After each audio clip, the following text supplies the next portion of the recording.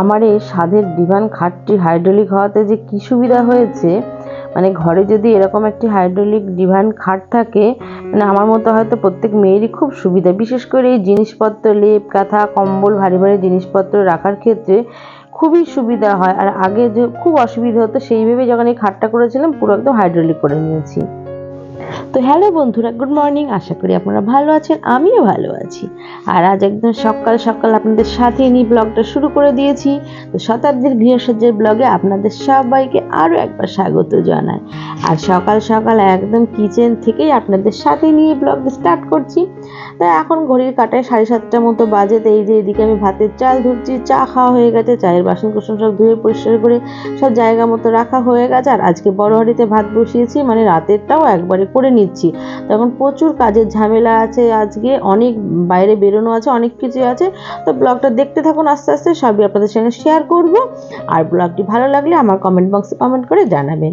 তো এই যে ভাত বসিয়ে দিয়ে, আর রাতে পালং শাকটা কেটে রেখেছিলাম, শিম বেগুন আলু পালং শাক একটু মটরশুঁটি, তারপরে তার মধ্যে একটু বিনস গাজর দিয়েছি, সমস্ত সবজি দিয়ে পালং শাকটা করছি।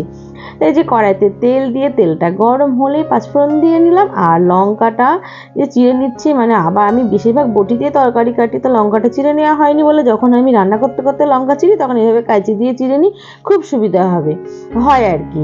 তো যাই হোক, এদিকে আমি পালং শাকটা বসিয়ে দিয়েছি, আর একটু লবণ দিয়েছি আর হলুদটা দিয়ে আমি পালং শাকটাকে চাপা দিয়ে দেবো। মানে একদম, মানে শাক তো পরিমাণে বেশ, যখন কাটি বেশি হয় তারপরে আস্তে আস্তে চাপা দিয়ে করলে তখন শাকটা কমে যায় সিদ্ধ হতে হতে। তো সেটাই আর কি। তো জাস্ট একটু নাড়াচাড়া করেই তো আমি শাকটাকে চাপা দিয়ে দেবো।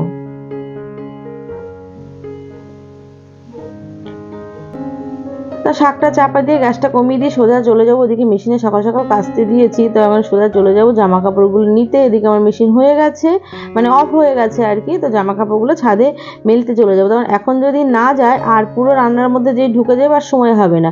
তখন এখন ভাতটা শাকটা বসিয়ে দিয়ে আমি গ্যাসটা কমিয়ে দিয়েছি। তো এদিকে আমি ছাদে চলে এসেছি। ছাদে এসে দেখি এই যে জবা গাছটা আজকে 3টে ফুল হয়েছে। ফুলগুলো কিন্তু বেশ বড় বড়, মানে ঠাকুরের সামনে দিলে ঠাকুরের অর্ধেকটা ঢাকা পড়ে যাচ্ছে। আর এই ফুলটা কিন্তু না লাল না পিঙ্ক, একদম সুন্দর একটা কালার। তো ছোট্ট গাছে 3টে ফুল হয়েছে, দেখে বেশ মনটাও ভরে গেল। তার সঙ্গে আপনাদের সঙ্গেও আমার শেয়ার করে নিলাম আমার এই গাছের ফুলটা। এদিকে এই যে যেটা গোলাপের মতো জবা হয়, এটা তো দেখি আজ একটা ফুল হয়েছে।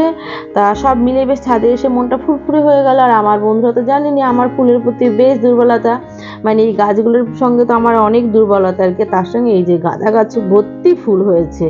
তো তুলি মাঝে মধ্যে, বৃহস্পতিবার টুকিটাকি ফুলগুলো তুলি, আর সব ফুলও তুলি না, তুললে গাছ ফাঁকা হয়ে যাবে। 2-4টে করে তুলি, মানে ঘটে দিই, মা লক্ষ্মীর সামনে দিই, বড় বড় ফুলগুলো আর কি। তো এই যে গাঁদা গাছগুলো ফুল হয়েছে, আর ওই যে ছোট ছোট পাশে চারাগুলো কিন্তু বড় হয়ে গেছে। আর আমার এই অলকানন্দ টবের ভিতরে কীরকম দুর্বা ঘাস হয়েছে, মানে আমি এখন ঘটে কিন্তু এই দুর্বাগুলোই দিচ্ছি। আগে ছিল বেশ সরু সরু, কিন্তু এইটা খুব সুন্দর হয়েছে। তা যাই হোক, সব মিলিয়ে বেশ ছাদে এসে মনটা সকাল সকাল ভালো হয়ে গেল। গাছ ভর্তি ফুল দেখলাম, মানে জবা ফুল 3টে দেখে বেশ মনটা ভরেই গেল।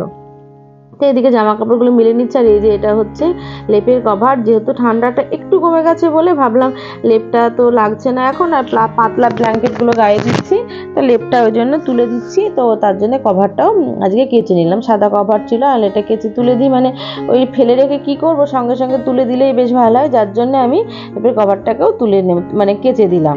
আর এদিকে হাজব্যান্ডকে বললাম ও লেপটা রোদে দিয়ে দিয়েছে। লেপটা রোদে দিলে কি হয়, মানে কভারটাও কেচেছি, তার সঙ্গে লেপটা রোদে দেওয়া থাকলো, আমি তুলে দিতে পারবো, অসুবিধা হবে না। তো যাই হোক, নিচে চলে এসছে। এদিকে পালং শাকটাও দেখলাম বেশ কমে এসছে।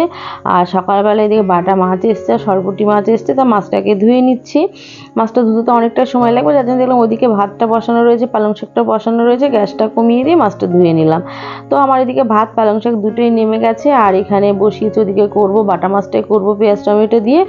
আর এদিকে শিম ভাজছি আমি, ধনেপাতা টমেটো কাঁচা লঙ্কা শিম যেটা দিয়ে ভাজছি, খেতে ভীষণ ভালো লাগে। একটু কালো জিরে ফোড়ন দিয়েছি, আর নামানোর আগে একটু চিনি দেবো। তো ওইদিকে আমার মাছটাও কিন্তু হয়ে গেছে, একদম পাতলা পাতলা করে পেঁয়াজ টমেটো আর সামান্য একটু জিরে গুঁড়ো দিয়েছি, বেশ খেতে ভালো লাগে। আজকে আর আলু টালু কিছু দিইনি, মানে একটু তাড়াতাড়ি রান্না করার ইচ্ছায় আছে। তো এদিকে শিম ভাজাটাও হয়ে গেছে। শিমটাও একটা শিমটাকে 3 টুকরো করে নিয়েছি, খুব টুকরো করে নিয়ে আবার যে একদম সে ভেজে মাখামাখি হয়ে যাবে সেরকমও নয়, একটু বেশ গোটা গোটা আছে, খেতে ভালো লাগে, বেশ টক টক মিষ্টি মিষ্টি। আর এই ধরনের খাবার আমার হাজব্যান্ড খায় না, আমি আর মেয়েই খাই। খেতে বেশ ভালোও লাগে গরম ভাতের সঙ্গে। আপনারাও একবার ট্রাই করে দেখতে পারেন, খুব ভালো লাগে গরম গরম ভাতের সঙ্গে। তো আমার তো কোনোদিনই গরম ভাত খাওয়া হয় না, ওই খাওয়ার সময় গরম করে নিই। তো ওই যে মেয়ে খেতে ভালোবাসে সেইভাবে করা হয়, তাই একটু আমারও খাওয়া হয়, নাহলে সেটুকু হতো না খাওয়াতে। এই যে রান্নাবান্না পুরো কমপ্লিট, পালং শাক করেছি, শিম ভাজা, আর এদিকে মাছ করেছি। তো মেয়েকে খেতে দিয়ে দেবো, ও রেডি হয়ে গেছে, মেয়ে স্কুল যাবে, তা মেয়েকেও দিয়ে দিয়েছি। তো আমাকে জিজ্ঞেস করছে টিফিনে কী দিলাম আজকে, তো আমি তো স্যান্ডউইচ দিয়েছি টিফিনে, সেটাই ওকে বলে দিলাম। মানে সকালে যে ওকে জিজ্ঞেস করবো কী নিবি সেই সময়টাও হয় না, মানে সকালেও মাঝে মধ্যে টিউশনে থাকে, বেরিয়ে যায়। আর আজকে যে নিজে নিজে চুল বাঁধছিল হয়নি, পরে আমার খুলে বেঁধে দিলাম আমি। তো এদিকে মেয়ের খাওয়া দাওয়া হয়ে গেছে, দুজনেই একসঙ্গে বেরিয়ে যাচ্ছে, হাজব্যান্ডকেও আগে খেতে দিয়ে দিয়েছি। এদিকে দুজনেই একসঙ্গে বেরিয়ে যাচ্ছে। হ্যাঁ, ওরা বেরিয়ে গেলে তারপরে কি হয়, একটু নিশ্চিন্ত হয়ে তারপরে আমি কাজে হাত দিতে পারবো। আর আজকে অনেক কাজ আছে, মানে কি কি কাজ করব সেটা তো অবশ্যই আপনাদের সঙ্গে শেয়ার করব। তা সোজা এই যে একদম কিচেনে চলে এলাম, যেহেতু রান্নাবান্না কমপ্লিট হয়ে গেছে। তো আমি বাসনগুলো আগে ডিশওয়াশারে দিয়ে নিয়ে তারপরে রান্নাঘরে হাত দেবো। আর বাসনগুলো দিয়ে দেওয়া মানে ডিশওয়াশারে রান্নাঘরটা অনেকটাই ফাঁকা হয়ে যায়, তো বেশ বাসন জমে গিয়েছিল। তো বাসনগুলো দিয়ে নিয়ে আর 3 ঘন্টায় তো যেমন দিই তেমনই দিলাম, দিয়ে এবার আজকে করবো কি, আমি চিমনিটা পরিষ্কার করবো, এবং সেটা কিন্তু যথেষ্ট সময় সাপেক্ষ। আর আজকে চিমনি পরিষ্কার করতে গিয়ে আমি যা ভাষা পেয়ে এসেছি, মানে টানা 2 ঘন্টা সময় নষ্ট বলবো না, কাজে লেগেছে। মানে ওইভাবে অত সময় লেগে যাবে বুঝতে পারিনি। মানে চিমনিটা তো যে দাদা পরিষ্কার করতে আসে বলেছিল, তাই আসবে আসবে করে তার সময় হচ্ছে না, তো ওই জন্য আনলাম না, করেই নিই। তো এই যে একটু কেরোসিন তেল নিয়ে নিয়েছি, কেরোসিন তেল দিয়ে পরিষ্কার করবো বলে। তো এই যে তারপরে কি চিমনিটা খুলেছি, যেমন খুলেছি মানে যেভাবে পরিষ্কার করে সেইভাবে করছি, তাই যে এদিকে কি নোংরা জমেছে। তো এটাকেও আমি তেল দিয়ে একটু ভিজিয়ে রাখলাম। আর তারপরে এই যে জালিটা পরিষ্কার করতে গিয়ে তা বেশ নোংরা হয়েছে, ভাবলাম তারপরে নাট দুটো পরিষ্কার করতে গিয়ে নাট দুটো লুজ হয়ে গেল। তো ভাবলাম লুজ যখন হয়ে গেছে যা জালিটা পরিষ্কার করি। তো জালিটাকে আমি খুলেছি মানে আর ফেসেছি, মানে এত নোংরা জালিটার মধ্যে। তখন অলরেডি আমার হাতে সেই তেলচিটা মাখামাখি হয়ে গেছে, কিছু করারও নেই। ওটাকে নিয়ে তখন আমি আর সিঙ্কেও কিছু করতে পারবো না, আমি সোজা চলে গেলাম মানে যেখানে আমি কাচাকুচি করি আমার ওয়াশিং মেশিনের পিছনে, সেইখানে এই দুটোকে নিয়ে আবার 1 বাটি কেরোসিন তেল নিয়ে আমি সেখানে চলে গেলাম। এইবার সে হাত দিয়েছি তো পাক্কা 2 ঘন্টা, 10:30 থেকে আমার 12:30টার সময় লেগে গেল। তো এই যে চিমনিটা মানে তারপরে এরকম অবস্থায় দাঁড়িয়েছে পরিষ্কার করে, মানে মাঝে আর কিছু আমি শেয়ার করতে পারিনি আপনাদের সঙ্গে, মানে এতটাই সময় লেগে গেছে। তখন আর মানে মাথা খারাপ অবস্থা যে খুলে গেছে, এত নোংরা, ওই দেখে শুনে হয়ে গেছে। তো যাই হোক, তারপরে আবার এসে কোনো রকম লাগিয়ে সেট ফেট করে তারপরে যে গ্যাসের এখানটাও তো একটু নোংরা হয়েছিল, সেটা পরিষ্কার করে নিয়ে তো এখন হচ্ছে এই যে এই মতো অবস্থায় দাঁড়িয়েছে। তা ভালোই পরিষ্কার হয়েছে, হ্যাঁ হয়তো ওদের মতো পারিনি, কিন্তু বেশ পরিষ্কার হয়েছে। তো সময়টা আমার পাক্কা 2 ঘন্টা লেগে গেল।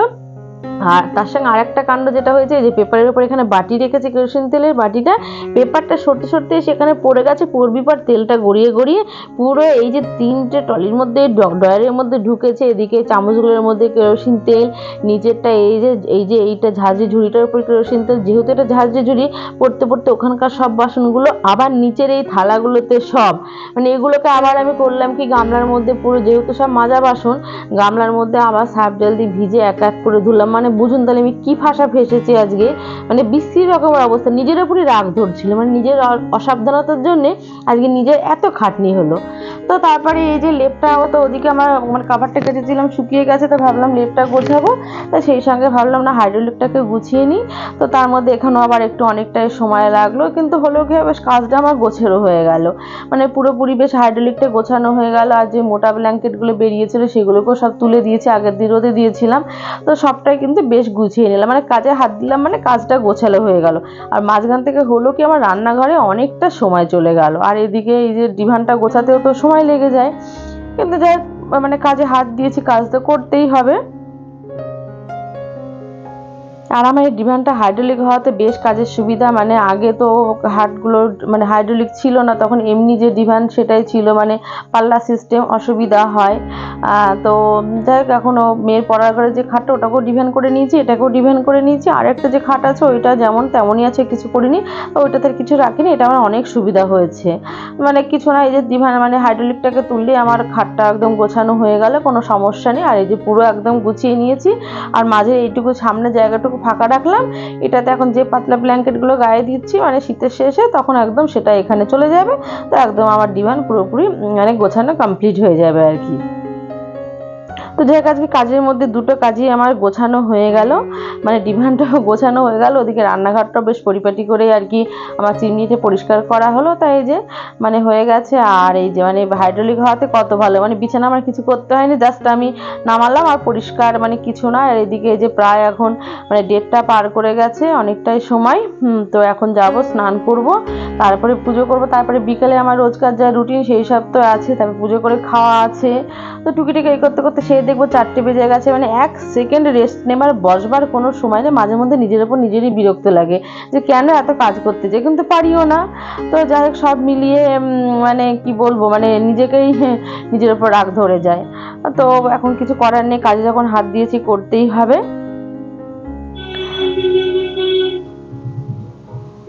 আর ওই যে আমি যে খাটটার কথা বলছিলাম, মানে খাটটা হতে সত্যি সুবিধা, নাহলে এই হতো কি এখন এইগুলো নিজে নিজে পারতাম না, সেই কবে হাজবেন্ডের সময় হতো সে তখন সেই আগে করতাম কি প্লাইটাকে পুরো তুলতাম তারপরে গোছাতাম।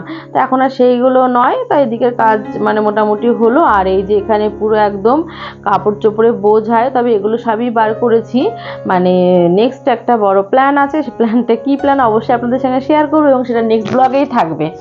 তো তার জন্য নেক্সট ব্লগটা আপনাদের সঙ্গে তো শেয়ার করবই। তো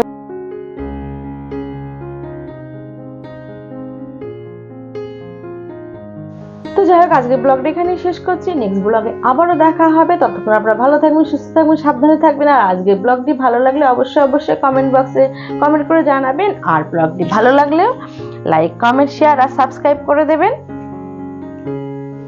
আর নেক্সট ব্লগে তো বলছি কি করবো না করবো সেটা অবশ্যই জানাবো। টাটা বন্ধুরা।